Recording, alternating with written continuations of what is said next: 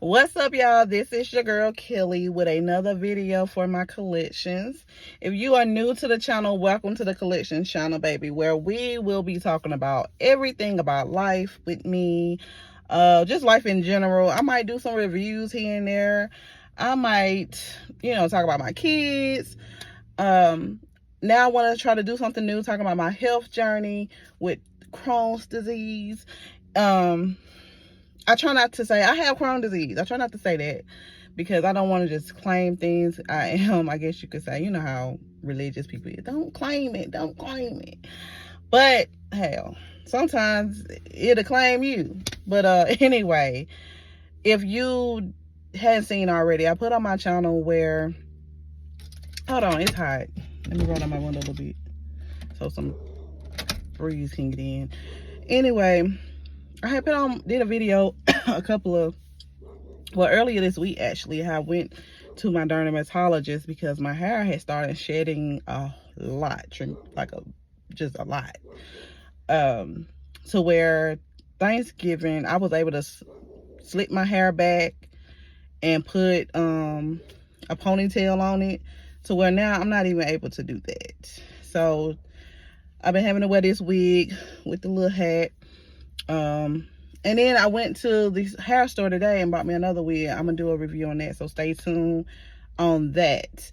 Anyway, this particular video, I will be doing a story time of how I found out I got Crohn, so it'll all kind of make sense of why I'm dealing with the health and dealing with the hair loss and all the above. But let's get to it. I ended up having a major surgery back in 2010, right after 6 weeks after I had my first child. After I had her, they told me after 6 weeks, you'll have to come back in and schedule surgery. So I already knew I was going to have to do the surgery when I was having her, and the whole time I was pregnant. We were just waiting on me to actually have her. Fast forward to 2022 and 2023. I ended up leaving my job in 2022 in November, if I'm not mistaken. And just because I wanted something new, to be honest, I felt like it was going to be hard for me to get promoted and move up the ladder. And one thing about me with every job, even when I was away at Burger King, I'm always been the type, I want to feel like I'm progressing. I never like to feel like I'm stagnant and I'm standing still. Once I get the feeling like that, I get real anxious and I'm ready to go, because I just want more for myself. I always been like that, especially since I had a child. So I ended up leaving, and honestly, when I left, I had a 2-year-old, and my stomach just started hurting out of nowhere, like bad, like it was worse than having contractions. It was worse than period pains. This pain was indescribable. And I'm going to work with this new job. And the job that I had, it entailed a lot of bending. So I'm scared to bend, because every time, it was getting to the point, every time I bend, every time I move, it's like I got to go to the bathroom. And I ain't talking about number one. And I was scared I was going to go on myself. So I'm just like, man. So I got in panic mode. Well, rewind. So remind you, before I ended up quitting the job that I just left my old job for, one night I went to the emergency room. I'm like, this is ridiculous. I gotta go to the emergency room. I can't start going to the bathroom by myself. It's excruciating pain. I gotta do something about it. And so I went to the emergency room. Honestly, in my opinion, the emergency room doctors are not, like, you really don't, I don't like going to the emergency room, because a lot of times they don't really give that vibe, or they really care. Every blue moon you may get a good emergency room doctor, but I only done met one, and I'll let you know when I get to that doctor. So yeah, he just gave me some medicine. So, oh, you got diarrhea, and gave me some medicine and sent me on about my way. So I had to go to work that morning. So I just got enough sleep, maybe 2-3 hours, maybe 4 hours of sleep, and went to this new job. And I stopped by the convenience store, got me some Imodium, because he said I just got diarrhea. So I'm just like, okay, dang, this is a bad case of diarrhea. I mean, the way I'm feeling. And I just was decided, like, you know what, maybe this is a sign from God that I shouldn't have took this job. Maybe I made the wrong decision. And I called my old boss. Thank God she was still there at the time. And I was like, look, I think I made the wrong decision. Have y'all found my replacement yet? She said no. And I said, can I please come back? And she said, Kelly, we never wanted you to leave anyway. You know what I'm saying? That, you know, so of course. So I was like, well, I'll be back on December the 1st. And so I went on, took those few days. I went on to quit that job. And they didn't want me to quit. They was even, the job that I went to, they was even trying to, well, we'll start training you in this, you know, if you're not like, they really was trying to work with me, but it's like, I don't know what's going on with my body. I'm scared that I have made the wrong decision. I'm thinking this is a sign that I done made the wrong decision. I gotta get out of here. So I went on and quit. And now I hate that I quit. I wish I just could have fought through, but at the same time, I ended up having surgery. So it's like, who's to say they would have kept my job, and I just started. So I ended up going back on the job December the 1st. Come February 2023, the 1st, my stomach is hurting. Again, it's back hurting really bad, and now times 10. I'm back going to the bathroom on myself. And I'm not, you know how it's like I hate to be graphic, but you know how sometimes when you pass gas, it may just be that, and but I wasn't even passing gas. I'm just going on myself in my sleep. And I still would try to fight through and go to work. That's always really been me. Like, I'm not one of those people that, oh, I got a headache, I'm not going to work today. I would try to fight through it.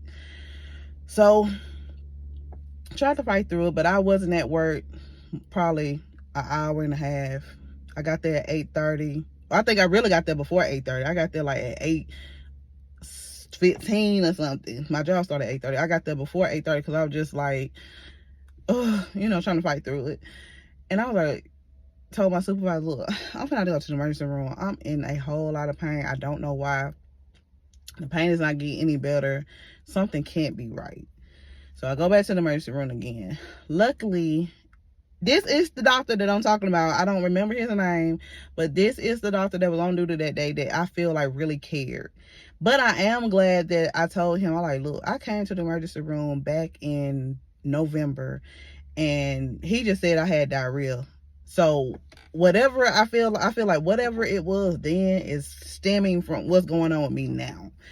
So that made him want to go do more tests on me to see what's going on. Because if you were just here and, you know, so we went and ordered a CAT scan. I did the CAT scan, and he was like, it's a mass on your intestines. And so we have called Dr. Campos, and one of his assistants will be here shortly. I'm like, a mass shortly?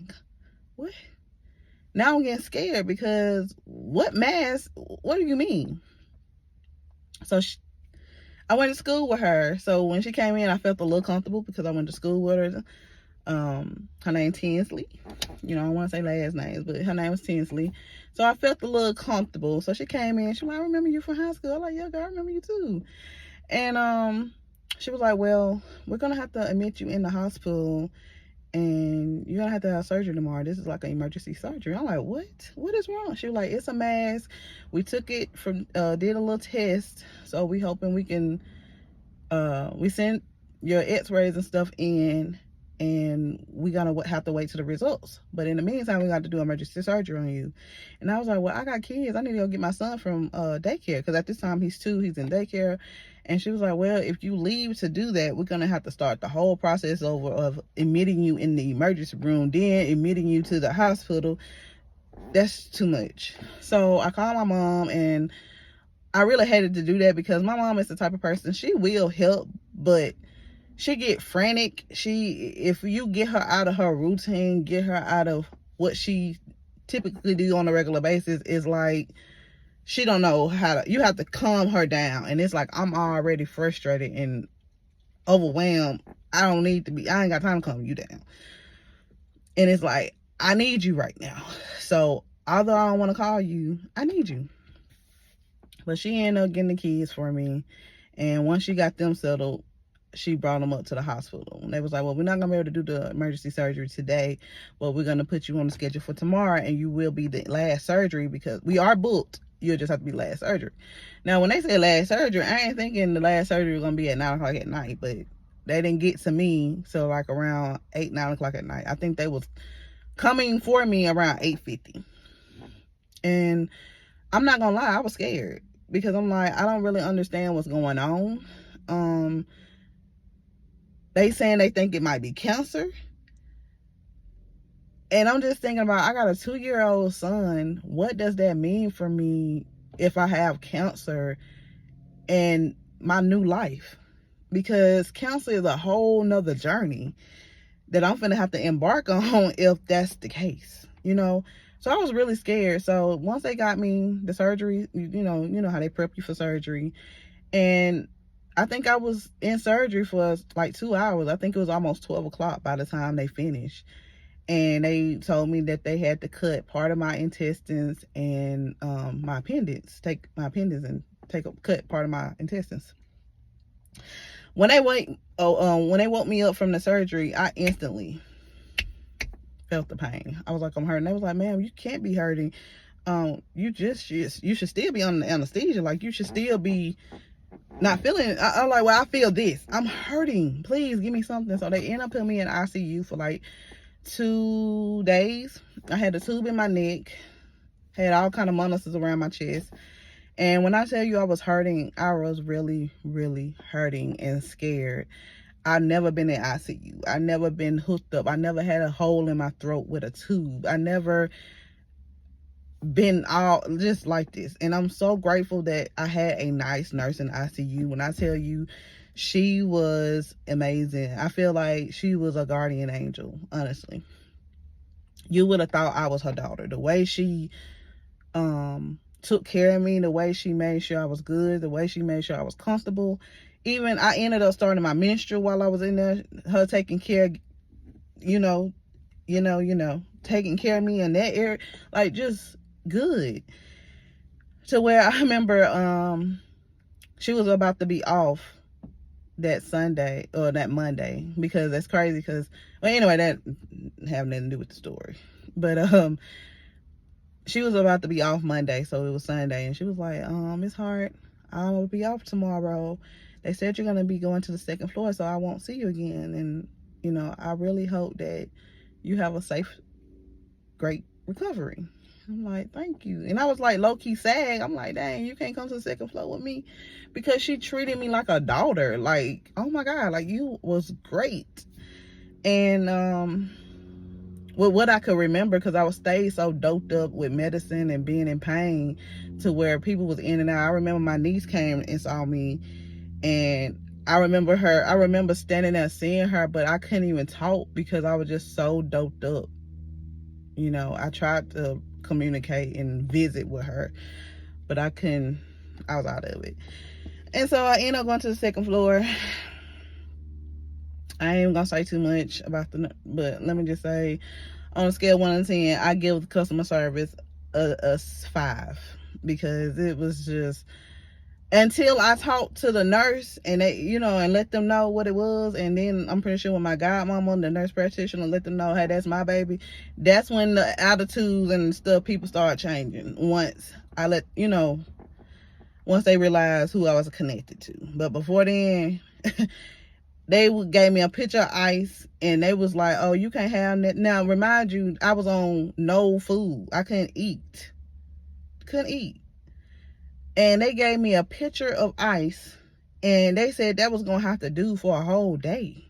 I'm not eating, so I'm staying thirsty and hungry. I need ice. And I remember one night, I was like, before they got right, I'm like, can I have some more ice? No. So I had to go the whole night until in the morning when I told they boss. They wouldn't even give me no ice.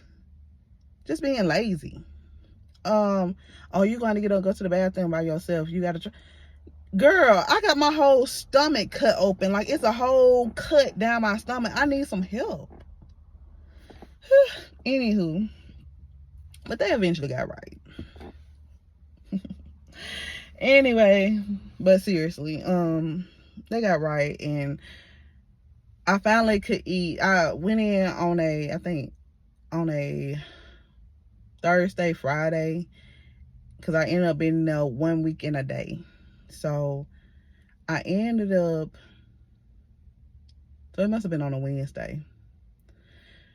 So anyway, I don't remember. Anyway, I ended up going home on a Friday. I do remember that it was a Friday, and my test results came in right before I left, and it came back negative for cancer.